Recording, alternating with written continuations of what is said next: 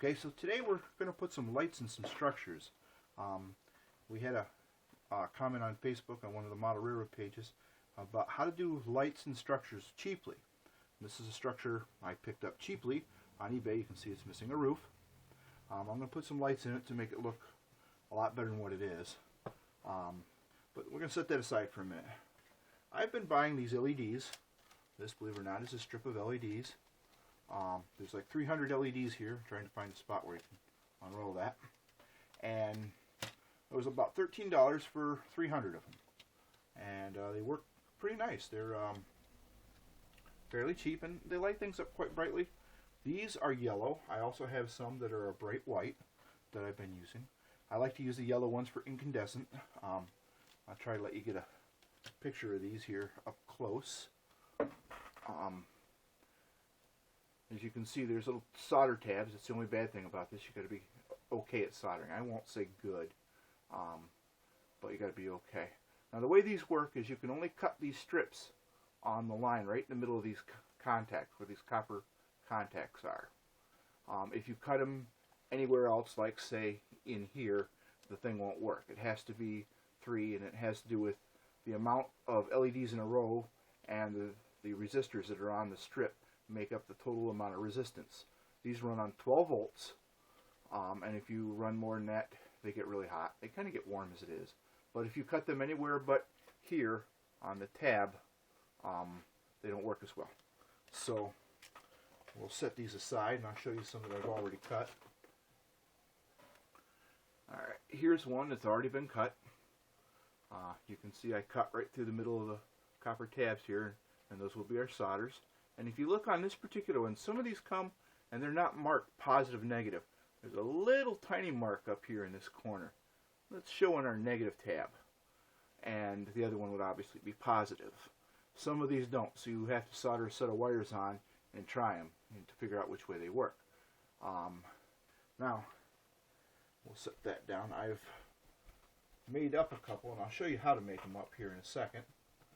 If I reach over here and get it. Now here's one that I've already got made up. It's got a long lead on it, as you can see.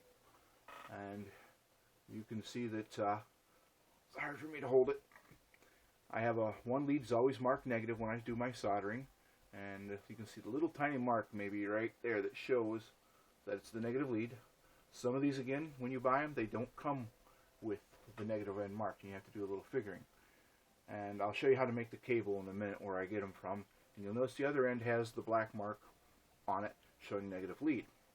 And these again are yellow. Now, one thing that's important to note about these, some of them, when you go to buy them on eBay, you've got to see if they're weather resistant or non-weather resistant. Because they have this, the ones that are weather resistant have this rubber coating over the top of them. And you have to remove it with a razor blade if you accidentally buy that type, and it can be kind of tricky. These are much nicer to work with. Not a lot of prep work. When you do get the weather resistant ones, you have to cut down, to the ribbon itself, and you have to come in sideways to expose the contacts and remove a chunk of the weathering. And it's much easier if you get the non-weather proofed LED strips.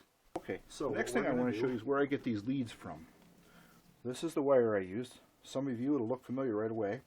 These are from computer ribbon cables. They're the old IDE hard drive or floppy drive connector cables. This one was a lot longer. I'll give you kind of an idea. This is a real old one. Don't see many of those around. Running an old computer shop, I got tons of this stuff laying around. All I do is cut the ends off. That's what this once was here. And I've already used up a couple strips off of it. And it gives you a nice thin wire to work with. These are great for inside your locomotives when you're running headlights and stuff. They're small, thin wires. They're flexible.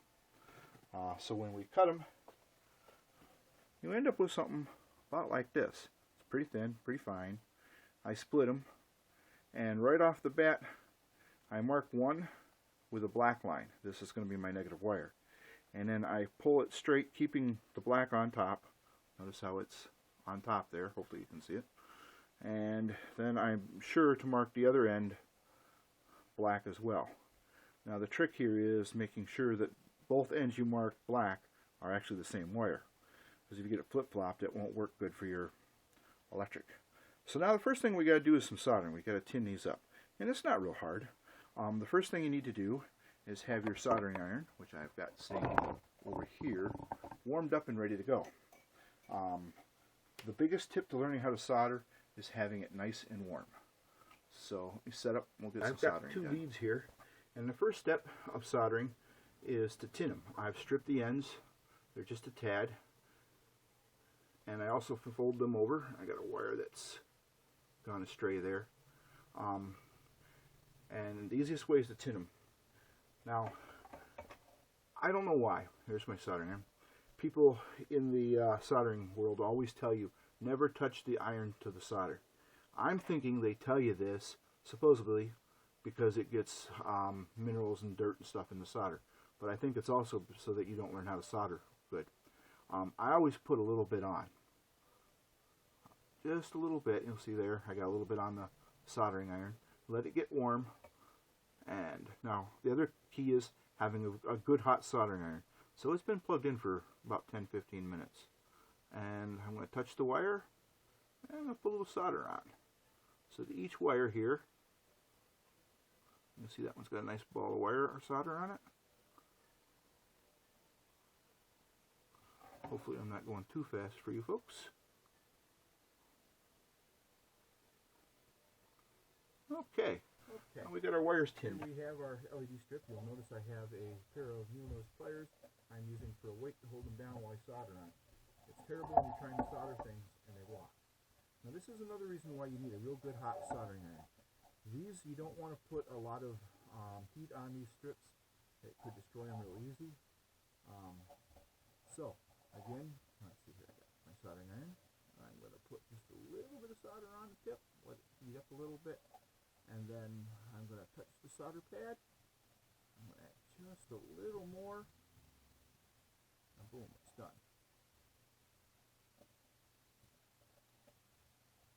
There. Okay. Now those are tipped.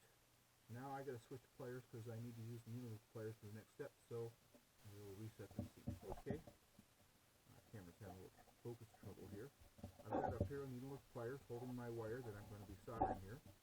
And you'll notice that hopefully you can see the black mark on the wire telling me that's definitely going to be my negative wire. And that little tiny mark right there by my thumb, there's a little mark that shows that this is indeed my negative terminal. And so now I haven't unplugged my soldering iron. It's still real hot, so I don't have to touch this very long. Boom. It looks real easy when I do it. One of the reasons this works so well is because I put a little bit of solder on the tab at first, on the LED's tab there, the little solder pad, and the wire. I tinned it before I went to solder it. Alright, now I'm going to grab the other wire here. I'm going to hold it right over the tab and solder it. Alrighty. Give it a couple tugs. Yep, that's pretty solid. Sometimes you get a cold solder and it'll pop right off. It'll take a little practice, but before long you'll get it. Next we're going to test our light to make sure it works. Okay, I went and soldered the other one up real quick while the camera was turned off. Now what I'm going to do is I'm going to test these. Seems like the other thing you got to do to test it apparently is strip the other end. Sometimes this can be fun because sometimes my thumbnail does it just right, and other times I use the wire cutters. And that's a trick because sometimes you end up cutting right through them. But what we want to do is we want to verify that they work before we install them in our model, because it's a terrible thing, and I've done it by accident. Well, that will work, and sure enough, it didn't. So I've learned to test these beforehand. Alright. And here goes. We're hooking it up to a 12-volt battery. And boom! Pretty lights. So that's that one. I gotta trim this because I forgot to. That's alright. Oh, that one is spooky. Alright, so the black wire is on the negative. There. And yellow wire, which is our positive. And voila, we got beautiful lights. As you can see, these are pretty bright. I like using yellow lights like this for old lights, room lights, or incandescent lights. And where's my one here? For a sign I'm working on, I got these little ones which I had bought earlier. This is a white light, and I'll show you what it looks like here. Try to get it all stuck in frame. It seems to want to wander and not face the right way. Alright, sometimes it requires heavy objects to hold things down so they behave. You don't want to short out terminals. Okay, now it's there, and we'll just hook it up, and you can see that's pretty bright. I use these in my engine shop, and I think I use 2 Walters car kits in the shop itself, put them back to back so to make the building longer. And I think I used 6 of these things to light the whole thing up, 3 down each side, and it lights it up beautiful. It looks like a very modern lighted situation. And then when I lit my roundhouse, I used the yellow ones. So next step is to install them in the building.